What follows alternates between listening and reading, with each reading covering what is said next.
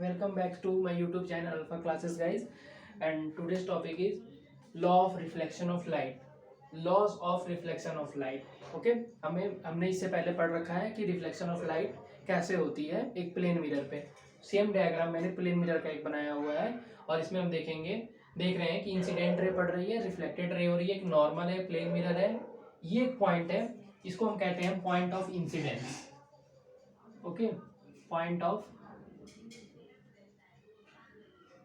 Incidence, जहाँ पे point incident हो रही है, जहाँ पे रे जाके इंसिडेंट हो रही है। ओके, तो ये सिंपल से दो लॉ होते हैं इसके, लॉ ऑफ रिफ्लेक्शन के दो लॉ होते हैं जो आप लोग जानते ही होंगे, पर उसको इजी तरीका में हम पढ़ेंगे, बिल्कुल इजी वे में पढ़ेंगे। पहला लॉ जो होता है, फर्स्ट लॉ ये कहता है incident ray, reflected ray and normal and point of incidence all lie in the same plane. Incident ray, reflected ray and point of incidence all lie in the same plane. मतलब ये तीनों के तीनों एक ही plane में रहने चाहिए। अगर एक पीस ऑफ पेपर है, एक पेपर का एक टुकड़ा है, तो इसमें ऐसा नहीं है कि पॉइंट ऑफ इंसिडेंस यहाँ है, रिफ्लेक्शन ऐसे हो रहा है, रिफ्लेक्टेड ऐसे हो रहा है, नहीं, ये तीनों एक ही प्लेन में है, ये तीनों एक ही प्लेन में रहना चाहिए, ये कंपलसरी है, तभी ये आपका law of reflection right satisfied करेगा। ठीक है, तो आप कहें तो हम लिख देते हैं, नहीं तो फिर आप समझ गए होंगे। तो आप लिखेंगे incident ray,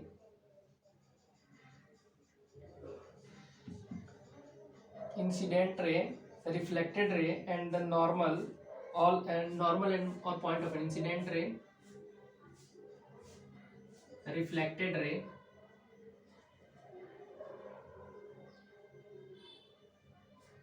and the normal and the normal, ये नॉर्मल या ब्रैकेट में डाल देंगे point of incidence, point of bracket में डाल देंगे हम normal at the point of incidence, sorry यहाँ पे आप डाल देंगे ब्रैकेट में at point of incidence all lie in the same plane. देखिए, incident ray, reflected ray and normal at the point of incidence, point of incidence पे एक ही plane में रहने चाहिए, सिंपल सी डेफिनेशन। ठीक है, incident ray, reflected ray, normal at the point of incidence all lie in the same plane, that is known as first law of reflection of light. ठीक, ये हो गया आपका पहला लॉ। ठीक, सेकेंड लॉ क्या कहता है? सेकेंड लॉ आपका आते हैं, देखते हैं। सेकेंड लॉ ये कहता है कि अगर ये नॉर्मल है आपका, ये इंसिडेंट रे आ रही है, ये रिफ्लेक्टेड रे आ रही है, ये आपका नॉर्मल है। ठीक है, तो नॉर्मल और इंसिडेंट रे के बीच एक जो एंगल बनता है उसको हम कहते हैं एंगल आई, और इसके बीच में जो बनता है उसको हम कहते हैं एंगल आर। आपको पता होगा angle I equal to angle R. ठीक है, angle I equal to angle R आपको पता होगा, angle I equal to angle R, ये होता है सेकेंड लॉ। मतलब एंगल ऑफ इंसिडेंस, इसको हम कहेंगे एंगल ऑफ इंसिडेंट, इसको हम कहेंगे एंगल ऑफ इंसिडेंस, इसको कहेंगे एंगल ऑफ रिफ्लेक्शन, इसको कहेंगे एंगल ऑफ रिफ्लेक्शन या एंगल ऑफ रिफ्लेक्टेड, या आपकी जो मर्जी, आप साइंस में आप लिख सकते, समझ में आना चाहिए कि आप कहना क्या चाहते हैं। ठीक है, angle I equal to angle R, ये दोनों हमेशा क्या होते हैं? बराबर होते हैं। ये कहता है हमारा second law, angle I equal to angle r. अगर if angle I equal to 45 degree, then it must be angle r equal to 45 degree. ये जरूर होगा ही होगा, क्योंकि हमें पता है angle I equal to angle r होता है, क्योंकि हमें पता है angle I equal to angle r होता है। ठीक, अगर कोई incident ray suppose that 40 degree पे पड़ रही है, 45 या 40 किसी भी एक एंगल पे पड़ रही है, 40 डिग्री पे पड़ रही है, तो वो जरूर 40 डिग्री एंगल पे ही रिफ्लेक्ट होगी। ये नहीं कि 40 पे पड़ी और 60 पे रिफ्लेक्ट हो गई, ऐसा नहीं होता है। एंगल ऑफ इंसिडेंस ऐसा नहीं कहता है। लॉ ऑफ रिफ्लेक्शन ये नहीं कहता है। लॉ ऑफ रिफ्लेक्शन कहता है angle I equal to angle R. जितने पे आप भेज रहे हो उतने पे आप वापस मिलेगा, जितने पे एंगल जा रही है उतने पे एंगल पे आएगी। ठीक है, तो ये हो गया सेकेंड लॉ भी। ठीक है, इसमें एक कंडीशंस आती है भाई। चलो हमने तो एंगल पे बात कर ली, आप यहाँ से भेजो, यहाँ से भेजो, यहाँ से भेजो। एक टाइम ऐसा आएगा कि ये बिल्कुल जो नॉर्मल के ऊपर परपेंडिकुलरी, जब एकदम बिल्कुल 90 डिग्री पे कोई अगर रे पड़ेगी तो क्या वो कितने डिग्री पे रिफ्लेक्ट होगी। क्वेश्चन आता है ना कि एक अगर रे जो है बिल्कुल 90 डिग्री पे फॉल कर रही है किसी मिरर पे या प्लेन मिरर पे, तो बताइए वो रिफ्लेक्ट होगी या नहीं होगी या फिर क्या होगा। तो आपको पता है, आपको एक चीज पता है, according to second law of reflection, angle I equal to angle r, angle I equal to angle r, angle I equal to angle r, angle I equal to angle r. आई देखिए कितनी आ रही है, यहाँ पे आपको एंगल दिख रहा है, कहोगे 90, बिल्कुल परपेंडिकुलरली जा रही है, बिल्कुल परपेंडिकुलरली जा रही है किसी भी चीज पे, बिल्कुल हम ऐसे जा रहे हैं और पूछ रहे हैं इस सरफेस पे इसका एंगल कितना हो रहा है, 0 डिग्री। कितना बन रहा है यहाँ पे, एंगल कहाँ दिख रहा है हमें, एंगल तो ऐसे दिखता है ना, ऐसे दिखता है, ऐसे दिखता है, ऐसे दिखता है, ऐसे दिखता है, बिल्कुल बिल्कुल परपेंडिकुलरली आएंगे तो कैसे आ रहा है एंगल, तो बिल्कुल ये 0 डिग्री का एंगल बन रहा है। इसलिए यहाँ से जो लाइट होगी वो रिफ्लेक्ट नहीं करेगी, वो जिस पाथ से आएगी उसी पाथ से वापस चली जाएगी, जिस पाथ से वो आई उसी पाथ से वो वापस चली गई। It means when the light fall it's perpendicularly on the mirror there is no reflection। ठीक है, वहां पे कोई रिफ्लेक्शन नहीं होगा।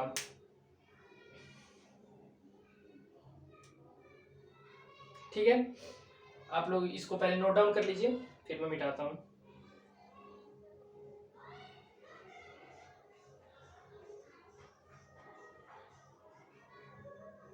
ठीक है, ये जो लॉ जो होता है आपका, law of reflection of light, ये एप्लीकेबल होता है हर प्रकार के मिरर पे। I am not talking about only plane mirror, and this law is only specifically for plane mirror.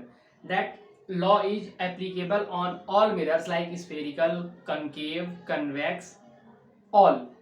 Okay, तो ऐसा हम कह सकते हैं कि ये यूनिवर्सल लॉ होता है कि सारी जगह जहां पे भी रिफ्लेक्शन, जैसा भी मिरर हो, जैसी भी सरफेस हो, कुछ भी हो, हर जगह ये लॉ आपका एग्जिट करता है। ये नहीं कि हमने प्लेन मिरर बताया तो भाई आप मन में डाल लिए कि हाँ प्लेन मिरर पे ही लॉ ये सेटिस्फाइड करेगा, एग्जिट करेगा, नहीं, ये हर जगह वेरीफाइड है। हर जगह जहां भी रिफ्लेक्शन होगी वहां पे ये लागू हो जाएगा। ठीक है, तो law of reflection of light हमने ये हमने दोनों लॉ देख लिए कि पहली लॉ हमने देखी कि इंसिडेंट और रिफ्लेक्टेड और नॉर्मल और and point of incidence all lie in the same plane, simple सी बात है। सेकंड लॉ उससे भी इजी था, इसमें एक कंडीशन थी कि हम अगर परपेंडिकुलरली डाल रहे हैं तो वो रिफ्लेक्ट होगी कि नहीं होगी, नहीं होगी, क्योंकि 0 डिग्री वहां पे फॉर्म हो रहा है, तो जब एंगल ही नहीं बन रहा है तो रिफ्लेक्शन कहां से भैया। ठीक है, 1 डिग्री का भी एंगल बनता तो हम 1 डिग्री पे रिफ्लेक्शन दिखा देते, खत्म, लॉ ऑफ रिफ्लेक्शन खत्म। इतना आई होप आपने कर लिया होगा। रजिस्टर कहाँ गया। अब हम पढ़ेंगे इसी में, मैं रफ कर रहा हूं, अब हम इसमें पढ़ेंगे regular reflection of light and irregular reflection of light. ठीक है, रेगुलर किसे कहते हैं और इरेगुलर किसे कहते हैं। इरेगुलर का एक और नाम होता है डिफ्यूज रिफ्लेक्शन ऑफ लाइट। ठीक है, पढ़ते हैं अभी,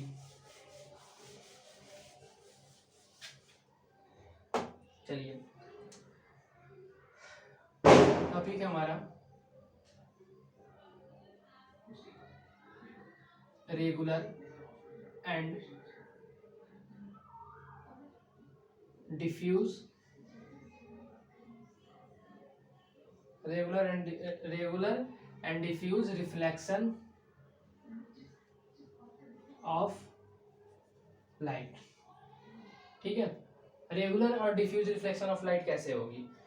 ठीक है, सिंपल सी बात है, पहले मैं आपको समझा दे रहा हूँ, फिर आपको बुक वाली जो डेफिनेशन है आप पढ़ लेना। रेगुलर सिंपल सा वर्ड ही दिख रहा है, रेगुलर और डिफ्यूज। रेगुलर आपने 9th क्लास में पढ़ा भी होगा, uniform velocity, non uniform velocity, uniform velocity, non uniform velocity, अलग अलग जाना आपने पढ़ा होगा साइंस में वेलोसिटी के बारे में। सिमिलरली मिलता जुलता ही है, पढ़ते हैं रेगुलर। तो रेगुलर रिफ्लेक्शन ऑफ लाइट में ये होता है कि यहाँ पे जो रिफ्लेक्शंस होती हैं, जो पैरेलल बीम आती है एक पैरेलल प्लेन सरफेस पे, ये एक मेरा प्लेन सरफेस है, ओके, ये एक मेरा प्लेन सरफेस है, और यहाँ पे मैंने पैरेलल बीम्स ऑफ लाइट को फॉल कराया, ठीक है, ये तीनों जिस एंगल पे आएंगी उस एंगल पे चली गई, क्यों, यहाँ से according to law of reflection, जैसे आई वैसे पैरेलली चली गई, जैसे आई वैसे पैरेलली चली गई, क्योंकि हमारा प्लेन सरफेस था, बिल्कुल भी एंगल का कोई वो नहीं बना कि भाई नहीं इस तरीके से इस यहाँ पे एंगल चेंज हो रहा है। अगर यहाँ पे पहली वाली 45 डिग्री पे आई तो ये 45 पे चली गई, दूसरी वाली 60 पे आई तो 60 पे चली गई, तीसरी वाली 35 पे आई तो 35 पे चली गई, जितने पे आई उतने पे वो रिफ्लेक्शन हो गया। इस टाइप के बीम को ये मेरी जो बीम लाइट रेस थी ये पैरेलल बीम थी,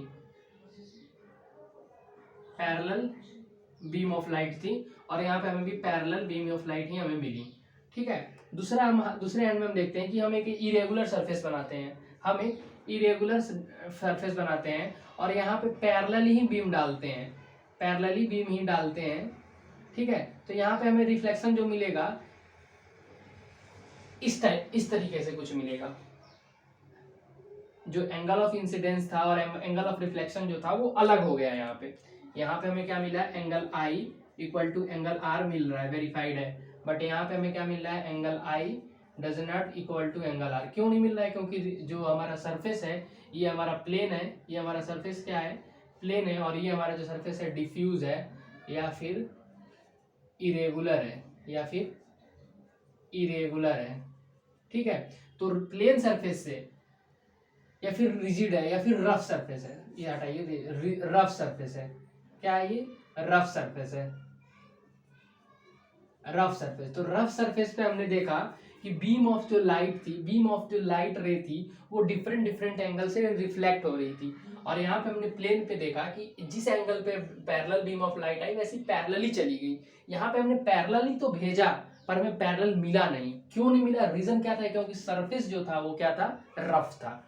तो सरफेस रफ होने की वजह से हमें डिफ्यूजन रिफ्लेक्शन ऑफ लाइट मिलती है, और सरफेस के प्लेन होने से हमें रेगुलर रिफ्लेक्शन ऑफ लाइट मिलती है। ये होता है रेगुलर रिफ्लेक्शन ऑफ लाइट और ये होता है diffuse reflection of light. I repeat once time again, plane surface से हमें रेगुलर रिफ्लेक्शन ऑफ लाइट मिलती है और रफ सरफेस से हमें इरेगुलर या डिफ्यूज रिफ्लेक्शन ऑफ लाइट मिलती है, ठीक है। आपकी बुक्स में डेफिनेशन बहुत अच्छे भाषा में लिखी होगी, और आप लोग सीबीएसई और ईपी बोर्ड वाले अगर 10th में हो तो इतनी तो आती होगी इंग्लिश, आप लोग इसको लिख सको कि कैसे लिखना है, कि कैसे फॉल कर रहा है, कैसे रिफ्लेक्ट कर रहा है, ठीक है। डेफिनेशन लिखने बैठूंगा तो वीडियो बहुत लंबी हो जाएगी, आपको कॉन्सेप्ट समझना है और वो उसमें जाके लिखना है। साइंस मैथ के स्टूडेंट ऐसे ही होते हैं, हमें SST नहीं पढ़ा रहे हैं कि एक एक नोट्स लिखवाऊंगा, ठीक है।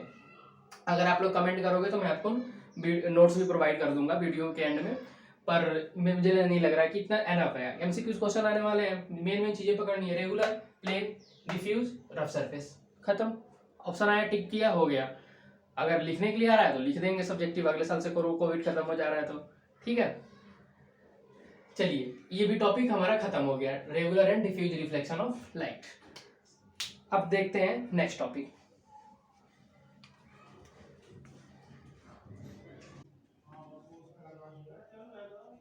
ऑब्जेक्ट्स एंड इमेजेस के बारे में, ओके। ये आपको टॉपिक आज कवर कराना है, क्योंकि इसमें बहुत कंफ्यूजन रहती है लड़कों को कि ऑब्जेक्ट एंड इमेज, जब आगे चल के हम पढ़ने जाएंगे कनकेव कॉन्वेक्स मिरर से, लेंसेज से कैसे बनती हैं इमेजेस, तो आपको उस समय दिक्कत नहीं होगी, अभी आप ये क्लियर कर लो, ठीक है। तो ऑब्जेक्ट की डेफिनेशन अगर हम देखें, ऑब्जेक्ट की डेफिनेशन क्या, जितने भी आपके सराउंडिंग में, जितने भी आपके अगल बगल जो भी चीजें दिखती हैं वो सारे क्या हैं, वो आपके ऑब्जेक्ट हैं, ओके। जैसे light, chair, blackboard, pen, copy, even our faces, our dresses, सब चीज जो है आपके किसके अंडर में आएंगी, ऑब्जेक्ट्स के अंडर में आएंगी, ठीक है। ये सारी चीजें किसके अंडर में आएंगी, ऑब्जेक्ट्स के अंदर में आएंगी। इमेज क्या होता है, जो लाइट्स ऑब्जेक्ट से स्ट्राइक करके, रिफ्लेक्ट बैक होके अपीयर होती है कि वो किसी ना किसी पॉइंट पे मिल रही है, तो उसको हम कहते हैं इमेज। क्लियर, फिर से मैं रिपीट कर देता हूँ, ऑब्जेक्ट और इमेज। ऑब्जेक्ट जो भी आपके सराउंडिंग में जितनी चीजें हैं, जितनी सराउंडिंग में आपकी चीजें दिख रही हैं, अवेलेबल हैं, वो सब क्या है, ऑल थिंग्स आर ऑब्जेक्ट्स, ठीक है, सिंपल सी बात है, ये सारे ऑब्जेक्ट्स कहलाएंगे। इमेज की अगर मैं बात करूं, इमेज क्या होता है, तो इन्हीं ऑब्जेक्ट से लाइट रिफ्लेक्ट होके किसी पॉइंट पे मीट करती है और हमें अपीयर होता है कि ये कुछ कुछ बना रही है, कोई इमेज, कुछ ना कुछ एक फिगर तैयार हो रहा है, एक शेप बन रहा है, उस शेप को हम कहते हैं इमेज। तो इमेज की डेफिनेशन आप लोग क्लियर हो गई कि इन्हीं ऑब्जेक्ट से जैसे एक रूम में एक इलेक्ट्रिक बल्ब लगा हुआ है, ठीक है, वो बल्ब से लाइट पास हुई, लाइट चारों ओर निकलेंगी और किसी चेयर पे, यहाँ पे चेयर रखी हुई है या फिर टेबल रखा हुआ है, इस टेबल पे पड़ी और हमारी आईज ने इसको यहाँ से देखा, तो हम इसकी इसकी इस टेबल की इमेज हमारी आंखों में बनी, इस टेबल की इमेज हमारी आंखों में बनी और हमने उसे इमेज कहा। ठीक है, सो आई होप आप लोगों को क्लियर हो गया होगा कि इमेज और ऑब्जेक्ट में क्या डिफरेंस है। आपके अगल बगल जो भी चीज़ें हैं उसको ऑब्जेक्ट कहेंगे, उन चीज़ों से जो रिफ्लेक्ट होकर, लाइट से रिफ्लेक्ट होकर एक पॉइंट पे मिलती है उसको हम इमेज कहते हैं। ये हमें अपीयर होता है, अपीयरेंस होता है, ये रियल नहीं होता है, ये अपीयर होता है, हमें अपीयरेंस फील होता है, हम इसको अपीयरेंस करते हैं, ठीक है, अपीयर करते हैं, ये हमें फील नहीं होता है। तो ये हो गया आपका ऑब्जेक्ट और इमेज। ठीक, अब हम पढ़ेंगे ऑब्जेक्ट और इमेज के बाद इमेज के कितने टाइप होते हैं। इमेज में हम देखेंगे एक्चुअली ऑब्जेक्ट का भी, अगर मैं आपको डिस्कस करूं तो ऑब्जेक्ट की भी अभी मैं बात करूं तो ऑब्जेक्ट्स के भी दो पार्ट होते हैं। ठीक है, फिजिक्स में लाइट चैप्टर में इस ऑब्जेक्ट्स के भी हम दो पार्ट पढ़ेंगे। एक होता है वेरी स्मॉल ऑब्जेक्ट, एक होता है वेरी स्मॉल ऑब्जेक्ट, एक होते हैं लार्ज ऑब्जेक्ट। ठीक है, ये मैं आप लोग को इसलिए बता रहा हूँ, ऑब्जेक्ट ही है, वेरी स्मॉल और लार्ज ऑब्जेक्ट, कोई बहुत बड़ी वो चीज़ नहीं है, तोप नहीं है ये। बस स्मॉल ऑब्जेक्ट को, वेरी स्मॉल ऑब्जेक्ट को कैसे शो करते हैं ड्राइंग में और लार्ज ऑब्जेक्ट्स को कैसे शो करते हैं, तो वेरी स्मॉल ऑब्जेक्ट्स को हम शो करेंगे डॉट से। डॉट से किसे शो करते हैं? डॉट से, it is shown by dot. और लार्ज ऑब्जेक्ट को अगर हमें शो करना होता है तो उसमें हम शो करते हैं एक एरो बना के अपवर्ड या डाउनवर्ड की तरफ, कि ये ऑब्जेक्ट ऐसे है। उसको हम अगर शो करना है, कोई लार्ज ऑब्जेक्ट है तो उसको हम एरो से दिखाते हैं। किससे दिखाते हैं? एरो से, with upward and downward arrow head. Okay, with upward and downward arrow head, इस तरीके से दिखाते हैं। डॉट से दिखाना होता है तो वेरी स्मॉल ऑब्जेक्ट होता है। तो इस तरीके से हम ऑब्जेक्ट को फर्दर दो चीजों में क्लासिफाई करा, स्मॉल ऑब्जेक्ट और लार्ज ऑब्जेक्ट। अब हम फर्दर आगे स्टडी करेंगे इमेजेस। इमेजेस, ऐसे ही इमेजेस को भी दो चीजों में क्लासिफाई करा गया है और ये इंपॉर्टेंट है, ये मस्ट इंपॉर्टेंट है, वेरी इंपॉर्टेंट है। इसको आप ध्यान से पढ़ना, देखना मैं क्या बता रहा हूँ। एक होती है रियल इमेज, एक होता है virtual image. Okay, real image और वर्चुअल इमेज, इमेज के दो टाइप होते हैं। रियल इमेज में क्या होता है? रियल इमेज में हम किसी भी इमेज को किसी स्क्रीन पे ले सकते हैं। फिर से रिपीट कर रहा हूँ, इसमें इमेजेस को स्क्रीन पर ऑन स्क्रीन इमेज को फॉर्मेशन किया जा सकता है। ऑन स्क्रीन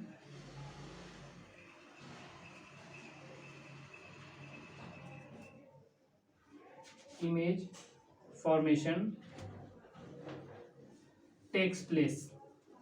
ठीक है, एग्जाम्पल के तौर पे आप लोग सिनेमा हॉल में मूवी देखने जाते होंगे या फिर प्रोजेक्टर पे, आपके क्लासरूम में प्रोजेक्टर पे दिखाया जाता है वीडियोस वगैरह, वो जो इमेजेस उस पर बनती हैं प्रोजेक्ट के वेब से प्रोजेक्ट किया जाता है, और एक जो उसमें से रेस निकलती हैं वो रियली में जाके किसी पॉइंट पे मीट करती हैं और वहाँ पे जो ऑब्जेक्ट हमें मिलता है एक्ट्रेस और एक्ट्रेस का, हीरो हीरोइन का, अगर हम कोई मूवी देख रहे हैं तो उसमें क्या होता है, जो भी एक्ट्रेस और एक्ट्रेस रहते हैं जो रियल में हमें दिखते हैं, या अक्षय कुमार है या शाहरुख खान है, हमें पर्दे पे दिखाया जाता है तो वो हमें रियल में फील होता है। महसूस, वहाँ भी अपीयरेंस होता है, वो एक्चुअल रियल में होते नहीं है, पर अपीयरेंस होता है और वो रियल में पॉइंट्स जाके मिलती हैं, ठीक है। वो पॉइंट्स जो होती हैं वो रियल में जाके एक स्क्रीन पे मिलती हैं और हमें अपीयर होते हुए ही मिलती हैं। मैं ये वाला वर्ड भी नहीं भूल रहा हूँ, मैंने लिखवाया था ना अपीयरेंस, इस ऑब्जेक्ट के इमेज के अंदर में कि हमें अपीयर फील होता है, तो ये अपीयर तो होता ही होता है। साथ में हमें वो भी देखने को मिलता है कि जहाँ से वो लाइट्स निकल रही हैं वो रियल में एक पॉइंट पे जाके मिल रही हैं, इसीलिए वो रियल इमेज कहलाती हैं। इसी का वाइस वर्सा वर्चुअल इमेज होता है।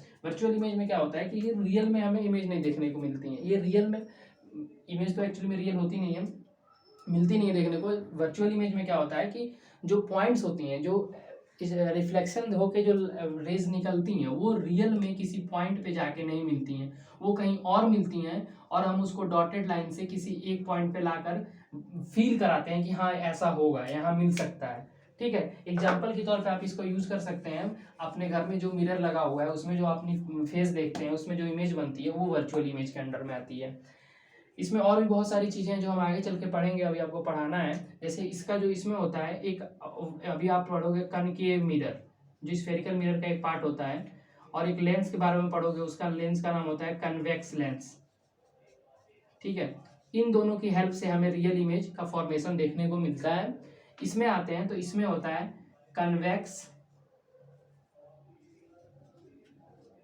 कन्वेक्स मिरर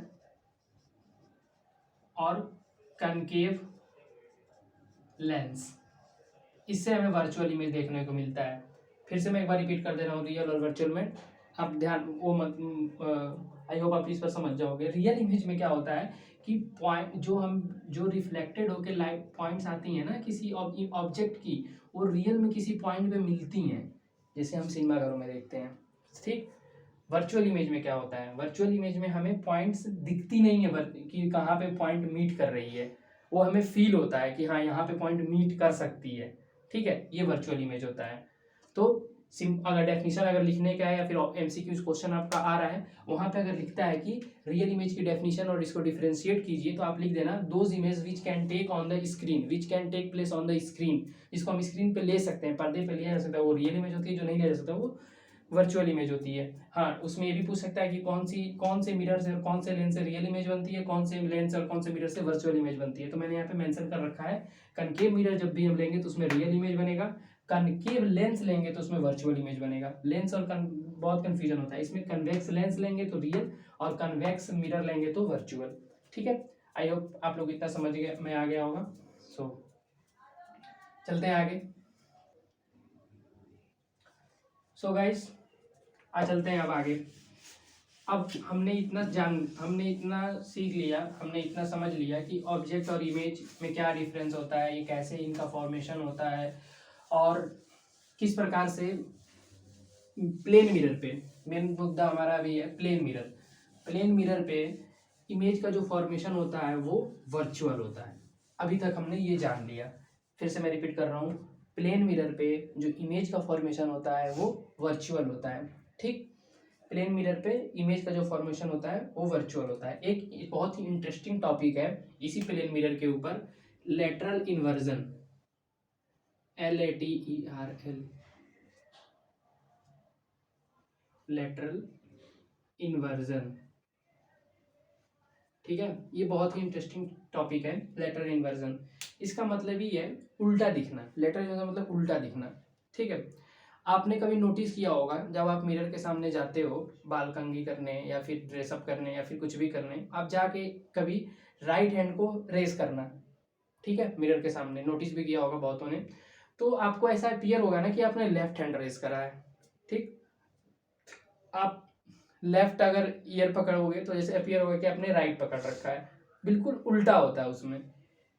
ये भी एक होने का कारण जो है वो है due to reflection of light, एक ये हो गया बात। और एक और बात हमने अभी पहले भी पढ़ा है कि जो प्लेन मिरर होती है उनमें उसमें जो ऑब्जेक्ट का फॉर्मेशन होता है, जो रेस यहाँ से आती है और ऑब्जेक्ट का जो फॉर्मेशन होता है वो बैक साइड ऑफ मिरर होता है, या वर्चुअल इमेज होता है, वर्चुअल इमेज बनती है, ठीक है। तो ये भी एक कारण है। मेन फोकस तो जब हमारा टॉपिक ही पढ़ रहे हैं उससे ही रिलेट करता है कि due to reflection of light lateral inversion take place in the plane mirror. Okay, इसके बहुत सारे एप्लीकेशंस भी हैं और इसके बहुत सारे यूजफुल्स भी हैं। तो लिटरल इन्वर्जन की अगर सिंपल सी अगर कोई बात पूछे कि अगर कोई इसकी डेफिनेशन पूछे तो आप तो क्या कहोगे? The right side of the our body become left side when we see in the mirror, that type of phenomena is known as lateral inversion.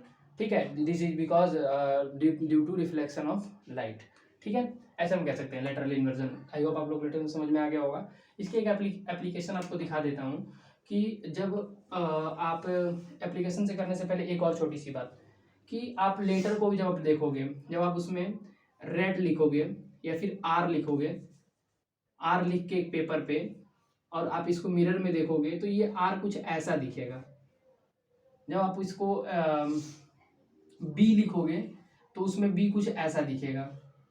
Okay, तो ये क्या हो रहा है, ये जो हम तो लिख तो ये रहे हैं, हमें ऐसा ही दिखना चाहिए, और ये टोटल इन्वर्जन हो जा रहा है। इसका क्या हो जा रहा है? इन्वर्जन हो जा रहा है। और इसी इन्वर्जन की वजह से इसका नाम पड़ता है इन्वर्जन, मतलब उल्टा हो जाना, लेटरल इन्वर्जन। ठीक है, लेटरली इन्वर्जन। तो आप लोग को आई होप आप लोग को लेटरल इन्वर्जन समझ में आ गया होगा।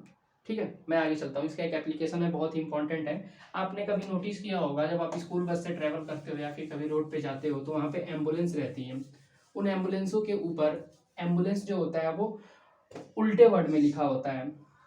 एम्बुलेंस कुछ ऐसे लिखा होता है उल्टे में, AW ऐसे रहता है, AM।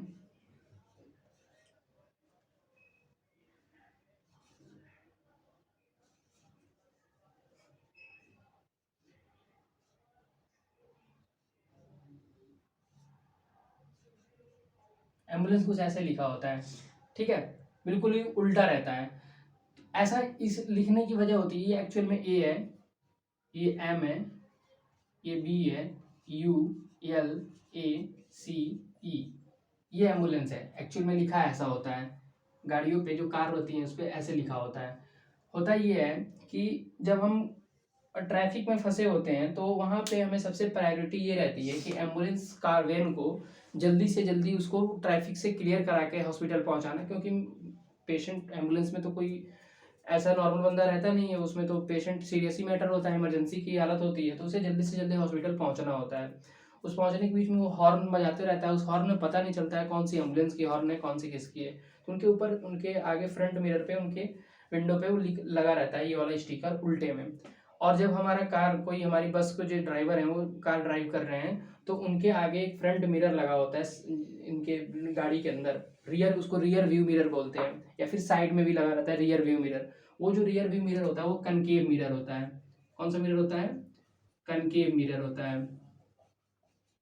ठीक है, और हमें पता है कनकेव मिरर क्या बनाती है, कनकेव मिरर क्या बनाती है? वर्चुअल इमेजेस बनाती है। उसमें कनकेव मिरर लगा होता है और जब हम उसमें देखते हैं मिरर को तो वो सीधी इमेज को हमें इस, सॉरी, प्लेन मिरर टाइप का होता है। Concave mirror similarly plane mirror की तरह होता है। या फिर इस कनकेव मिरर का कॉन्सेप्ट छोड़ो आप, उसमें इसको रियर व्यू मिरर बोलते हैं।